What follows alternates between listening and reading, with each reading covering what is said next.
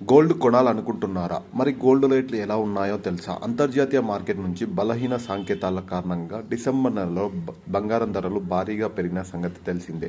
ఇదే క్రమంలో all time record గరిష్టాలను నమోదు చేశాయి.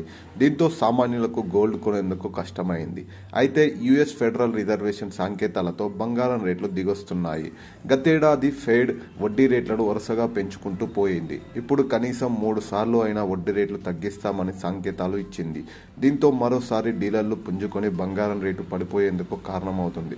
దీంతో 3 రోజులుగా దిగివచ్చిన బంగారం ధరలు ఇవాళ స్థిరంగా ఉంది. దేశీయ బంగారంలో చూసినట్లయితే ప్రస్తుతం మార్కెట్లో 22 క్యారెట్ల బంగారం హైదరాబాద్లో తులానికి 58,000 వద్ద స్థిరంగా ఉంది. అంతకు ముందు రోజు 100 రూపాయలు తగ్గింది. వరుసగా 3 రోజులు 750 రూపాయలకు దిగివచ్చింది. ఇక 24 క్యారెట్ల పసిడి రేటు 10 గ్రాములకు 63,270 మార్కు వద్ద ఉంది. ఇక్కడ కూడా 3 రోజుల వ్యవధిలో 820 తగ్గింది. ఇవాళ స్థిరంగా ఉండగా 4 రోజుల్లో రేట్లలో మార్పు రాలేదు.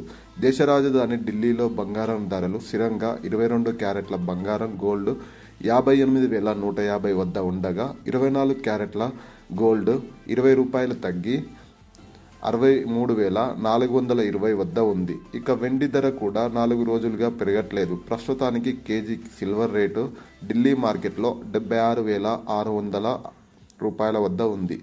ఇదే హైదరాబాద్లో కేజీ 78,000 వద్ద ఉంది. బంగారం వెండి రేట్లు ప్రాంతాలను బట్టి మారుతూ ఉంటాయి.